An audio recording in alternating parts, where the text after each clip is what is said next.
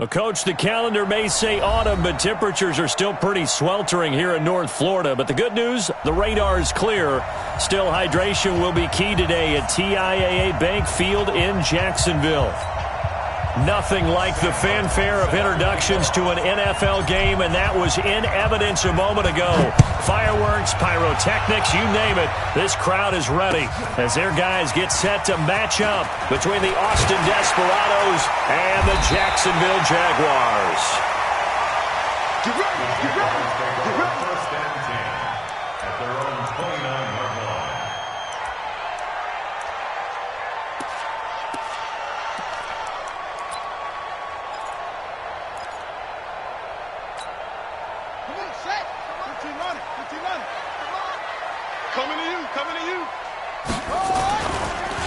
A carry by Henderson to start the drive. Give him 3 there on the first play of the game, and it's second down. Defensively here, you're facing a top-5 team in terms of points scored in the NFL. So when they're that high-powered, you've got to find a way to hold them under 20. Because to me, that's the magic number. 20 points scored gives yourself you give yourself your best chance to win. So if they're up around 24, 28, 30, they could be in some trouble. And I think so, because then you turn it into a shootout, and that means your offense has to keep pace. All right, Brandon, I know we're in the early going here, but those kind of runs, they're going to open up a world of opportunities for this offense going forward. An early task, 2 plays in. This is 3rd and 2.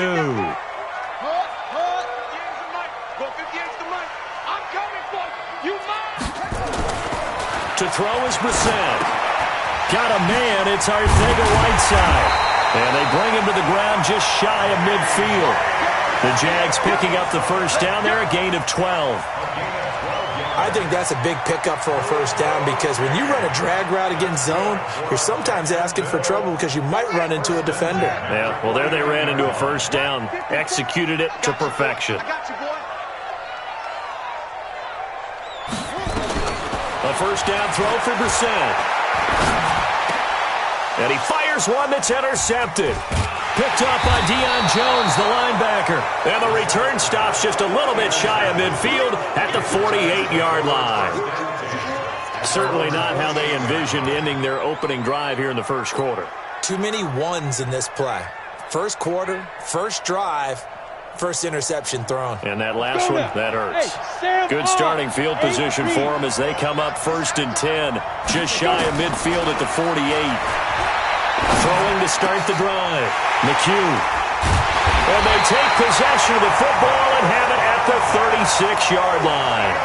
Andy Isabella was the intended target. Certainly not the cleanest of starts to this football game. Back-to-back plays yield turnovers in this first quarter. So there's not much flow right now. A very choppy game.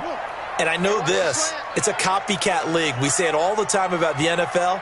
But I'm not quite sure this is what they had in mind about something they wanted to emulate. No, you don't want to emulate a turnover. Now he's going to swing this one out to his running back. And this will be stopped at the 44. That one good for 7 yards. For a second there, I thought that might break big. Screen pass. Looked like it was coming together. Looked like there was an opening. Still, ended up with a solid gain. Able to get 7 on that first down pass play. 2nd and 3.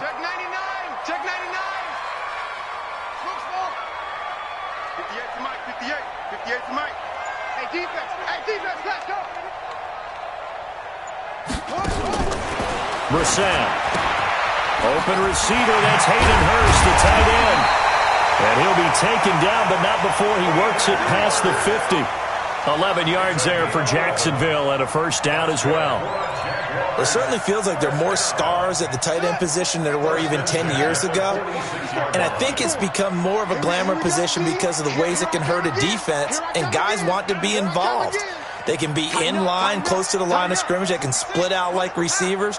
But hands, route running, speed, and some toughness to go across the middle, you put it all together, you got a heck of a tight end candidate. The throw right sideline here is complete. No gain there on the completion. 2nd and 10.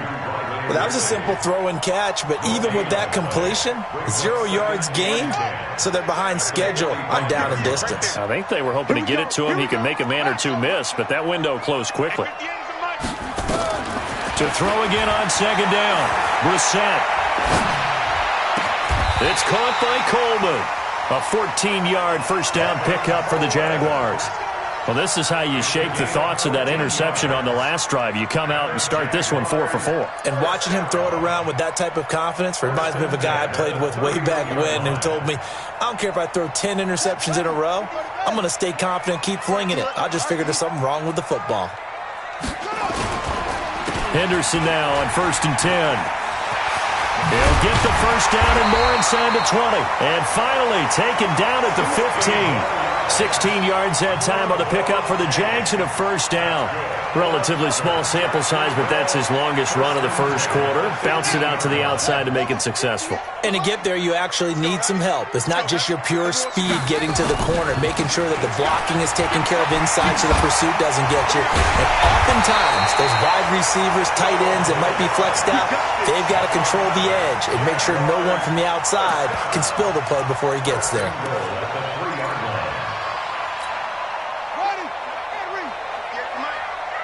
Check pass. Check pass. Check. It's three. Delta. 58. Right over there. Yeah. Mike, 58. Brissett now. To the goal line, but it's incomplete. Well, nearly another interception there. That would have been 2 drives in a row with a pick. He's got to start taking care of the ball way better than what we're seeing. Interestingly, that throw was probably worse than the one he threw the interception on last drive, but fell incomplete. They'll go to Pirine, trying to pound it in. And he'll take this one in for a Jags touchdown. Samaje Pirine, his 3rd touchdown now on the year, as his guys are able to strike first here in this opening quarter.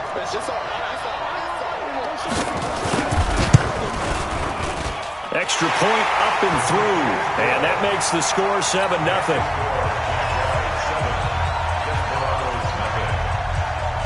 And following the touchdown now, it's Bradley Pinion on to kick this one away.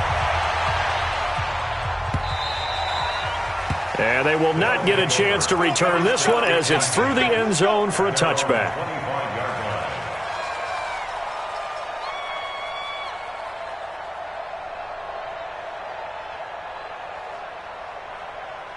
Ready, set. The offense now at the line, ready for their next drive. They had the interception last time. It led to the opening touchdown. So now 7-0 the score as they start 1st and 10. A pretty big opening there on first down. 8 yards up to the 33.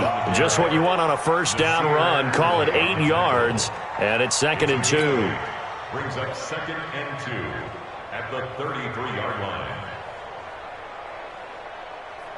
Here's a 2nd and 2 now from the 33. You remember me? Let's go, baby. Switch. On 2nd down, a run with Breida. And he'll be tackled right on the chalk of the 45. 12 yards there and a first down.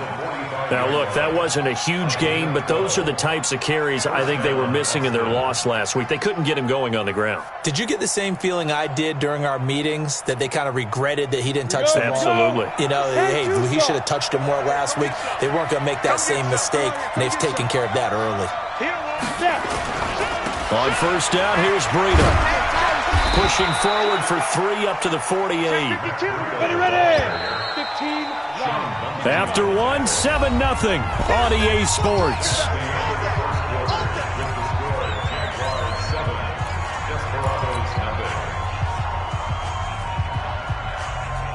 Let's go. 18, Gator. Red. There. Kill. Turn it. Slam. Get it. Out of the shotgun, Breida. And that one blown up quickly, as he's going to be stopped before he can even get started. Chalk that up as a 4-yard loss. And now it's 3rd down. Looking to throw. McHugh. And this will be broken up and incomplete. Now a penalty flag down, and they may be going backward here. So instead of giving them another 3rd down, they'll decline it, brings up 4. Now, that's smart football right there. You don't even have to really spend a lot of time considering it. Just know that you're probably going to get the ball back. Good job declining that penalty. Yeah, last week in the loss, 5 punts as he gets this one away. That'll be a 41-yard punt, just 1 yard on the return. And it'll be Jaguar football as they take over deep in their own territory.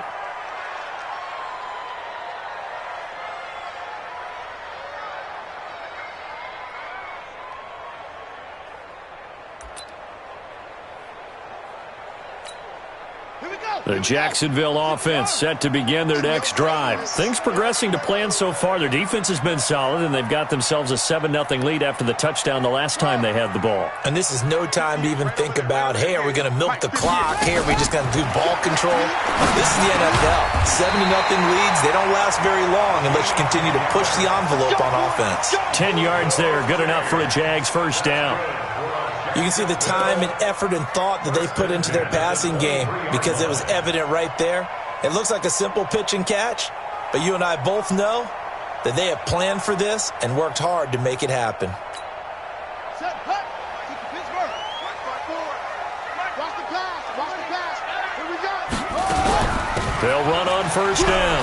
Henderson. And this one goes nowhere. Losing yardage back at the 22. It's a loss of a yard there, and now second down. Moving backwards on first down, never a good thing. What does that do for the mindset on second down? Well, it changes your play call, definitely, because as a play call, you're advancing yourself thinking, okay, we're going to get a gain here. Now you've got to go back in reverse, come up with something to pick up not just the yardage lost, but gain a few extra. And he'll get about 3 as he takes this up near the 25. What you got? I think if we put together a job description for a middle linebacker, we would start with being able to hold down things in the middle of the line of scrimmage and be able to take on blockers. But how about the guys who can go sideline to sideline and make plays? Love a guy that can do that. We saw a perfect example of it right there. He's going to wind up, and he's got a man complete. 20. And he's able to get this way down deep into enemy territory. They're able to convert on third down, and that sets up a first and goal. Excellent execution, and now they're set up nicely. Are they ever? Red zone? I wonder what the next play call is going to be, because after a big play like that, a lot of teams like to use the momentum to launch another one. Hayward. 58's the money. 58's the money. Throwing. Brissett. And it's intercepted at the goal line. The safety, Terrell Edmonds, picks it. And a big turnover there as his guys will get the football back. Brandon, this is why golfers do their best to never count a score in their head before the ball goes in the cup. This looked like a slam dunk for points on this drive, didn't it? Instead, they throw an interception, and they're going to come away empty. Now a throw over the middle, and he's got it to start the drive. And able to break one tackle, but then quickly brought down. But a nice little gain. A gain of 6 there on first. Brings up 2nd and 4 at the 6-yard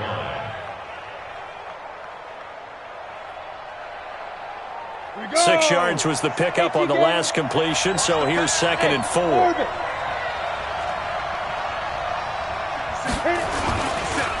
They go counter with Breida. He'll have a first down and more past the 20 as they'll finally stop him at the 23-yard line. It's a pickup of 17 and a first down.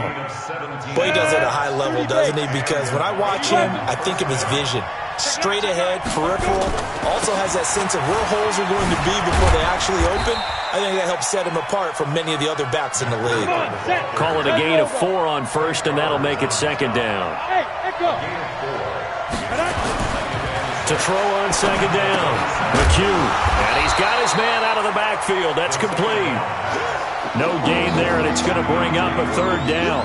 When a linebacker's able to sit at the second level and see things develop in front of him, as soon as he got a hint that the quarterback was checking it down, he just made a beeline directly for the receiver and ended up making the play.